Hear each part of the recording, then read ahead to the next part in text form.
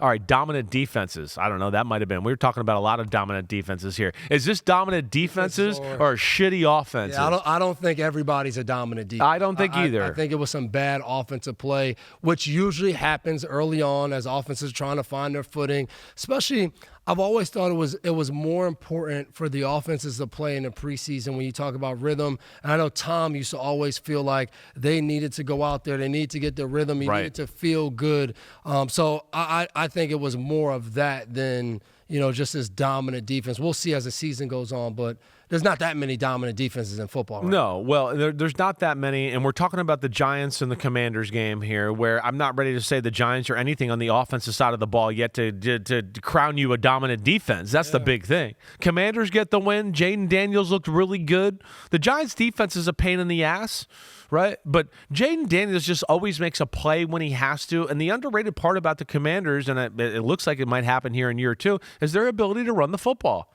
They can run the football. What Cliff Kingsbury has done with the O-line and coupling the run game with what Jaden Daniels can do, it's an aspect that I've really never seen Cliff Kingsbury be so good at until this last 2 years. So that's impressive. Jaden Daniels, it seems like in every big moment, makes a big scramble or buys time and throws an accurate pass down the football field.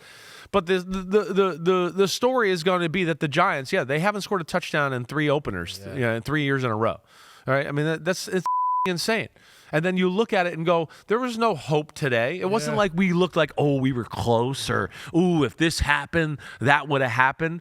Like, I don't know where they go from here. We saw Malik Neighbors. Yeah, that's good. But the offensive line looked like shit again.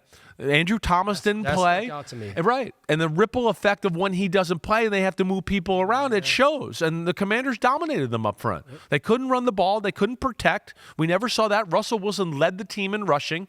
And it never felt like they were in a rhythm of offense. They'd make a play here and there. We go, oh, yeah, Giants. And I'd be silly. But just being silly, I knew. Just sitting there watching it like, oh, man. I feel like it's losses like this and how they looked and Russell Wilson looked where I just want to go, just play Jackson Dart and let's move on with life here. And that's what stinks about the way the NFL is built. Because if I'm Brian Dable, I got to hold off putting Jackson Dart in as long as possible because that's his last thing he's got left. And that's the way the NFL is built, like to keep your job, because ultimately for the team, it makes more sense to play Jackson Dart right away. Let him continue to get better so you can go out there and eventually win games, because this game, actually, I know it was 21-6. It's closer than it really should have been. Jaden Daniels missed a few throws. Yeah, definitely. Deebo Samuel dropped a couple passes. Right. This game could have been uglier. Very early in the game, Terry McLaurin double moves a Deebo, and he has him. Yep. And Jaden Daniels, like we talked about a few times, and on the broadcast they talked about it. He was smiling after like 3 or 4 throws because he knew he had it, and he just missed. Right. Now, he's good enough that he connects on enough plays to win,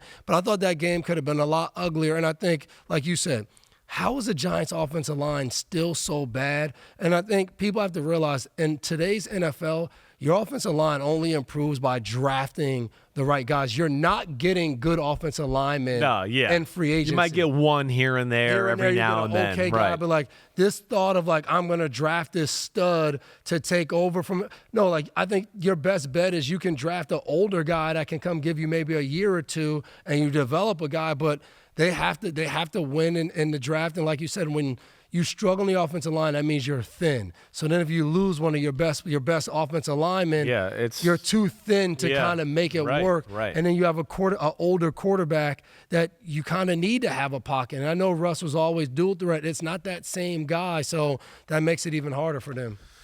Yeah, as a Giants fan, I don't feel good about it. I don't. Worry, you can I didn't like the way it looked. I've been hang out with me. I'm a Pats fan. Well, I've been one for a while here, just going, I'm not real excited about the Russell Wilson experiment. I'm really not. I hear that. I'd rather see Jackson Dart or Jameis Winston out there, honestly. That's just the simple facts of it, right? I think they'd make more plays, too, and they'd be a more exciting football team. We'll see where it goes. I don't know. A game like that right there, with how they played and how they looked on the offense, and you go 17 for 37 for 168, and Jackson Dart was arguably the best quarterback in all of preseason. And I know not a lot of all the quarterbacks didn't play, but you all know what I'm saying here. 4-16 on third down. They're gonna be chirping for Jackson Dart in New York for sure. Yo, homies, it's time to watch some games. That's right. We're on to the NFL season here with Chris Simms Unbuttoned. Hit subscribe to get our weekly picks, Sunday night recaps after every game, and much, much more. Thanks for watching. Peace out, homies. Remember, subscribe. Peace out.